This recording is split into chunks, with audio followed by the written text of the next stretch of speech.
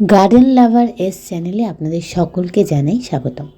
প্রতিটি বাগানপ্রেমী মানুষের বাগানের একটি অত্যাবশ্যকীয় সদস্য হলো অ্যালোভেরা গাছ। এটি একটি ভেষজ উদ্ভিদ এবং এর অনেক গুণাগুণ আছে। আসুন সংক্ষেপে জেনে নিই এই অ্যালোভেরা গাছের গুণাগুণ। অ্যালোভেরা জুস ডায়াবেটিস বা মধুমেহ রোগের নিরাময় ঘটায় সম্পূর্ণ প্রাকৃতিক উপায়। অ্যালোভেরা জুস নিয়মিত সেবন করলে ইনসুলিন সেন্সিটিভিটি বাড়ে, ফলে রক্তে শর্করার পরিমাণ নিয়ন্ত্রণ হয়। ত্বকের আর্দ্রতা বজায় রাখে, ছোটোখাটো কাটা, পোড়া, ব্রণ, বলিরেখা নিয়ন্ত্রণ, পোড়া ত্বকের পরিচর্যা, রোদে ট্যান পড়া নিয়ন্ত্রণ করে। এছাড়া অ্যালোভেরা, শসার রস, দইয়ের মিশ্রণ ত্বকের পক্ষে উপকারী। অতিরিক্ত মাত্রায় চুল পড়া নিয়ন্ত্রণ করে, চুলের দৈর্ঘ্য বাড়ায়। এছাড়া অ্যালোভেরা নিয়মিত ব্যবহার করলে মাথায় খুশকি হয় না এবং মাথার তালুতে ইনফেকশন প্রতিরোধ করে। এছাড়া এটি একটি কন্ডিশনারেরও কাজ করে, ফলে এটি ব্যবহার করলে চুল হয় নরম এবং মোলায়েম। হৃদযন্ত্রের স্বাভাবিক কার্যকারিতা নিয়ন্ত্রণ করে, ওজন কমায়, কোষ্ঠকাঠিন্য দূর করে এবং পাচনতন্ত্রের সকল সমস্যা নিয়ন্ত্রণ করে।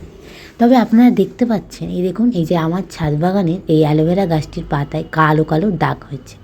এটি কিন্তু প্রত্যেকটি অ্যালোভেরা গাছের ক্ষেত্রেই একটা সমস্যা। এই সমস্যা কেমনভাবে দূর করবেন তা জানাবো আপনাদের এই ভিডিওর মাধ্যমে। স্কিপ না করে পুরো ভিডিওটা দেখতে থাকুন।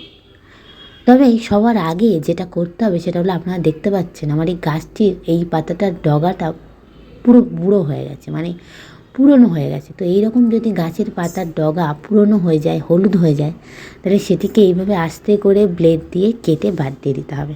কারণ এটি থাকলে কিন্তু গাছের ওই অংশে আর বৃদ্ধি হবে না এবং গাছের ক্ষতিও হতে পারে। তাই জন্য এটিকে ঠিক এইভাবে আলতো করে কেটে আমি বাদ দিয়েছি। দেখুন, ঠিক এইভাবে আলতো করে ব্লেড দিয়ে কেটে বাদ দিয়ে দিচ্ছি, যাতে গাছের কোনো অংশে আঘাত না লাগে এবং গাছের কোনো ক্ষতি না হয়। দেখুন, ঠিক এইভাবে আমি পুরনো ডগাটাকে কেটে বাদ দিয়ে দেবো। এইবার দেখতে পাচ্ছেন যে কালো কালো দাগগুলো রয়েছে, সেটা দূর করতে আমি আপনাদের কী উপায় বলবো সেটার জন্য আপনারা দেখতে থাকুন। দেখুন, এই যে আমি একটা জলের বোতলে 1 লিটার জল নিয়েছি। এবার এর মধ্যে আমি কি মেশাবো জানেন? এই জলের মধ্যে আমি মেশাবো, এই দেখুন, খাবার চুন। ঠিক এই পরিমাণ খাবার চুন আমি এই বোতলের জলটিতে মিশিয়ে দেব। এইবারে দেখুন, মিশিয়ে দেওয়ার পরে আমি বোতলটিকে ভালো করে ঝাঁকিয়ে নেব মিশ্রণটি তৈরি করার জন্য। এইবার আমার স্প্রে মেশিনটা ভালো করে বোতলের মুখে আটকে একদম টাইট করে নেব, দিয়ে আবার ভালো করে ঝাঁকিয়ে নিয়ে এই মিশ্রণটি সুন্দর করে নেব।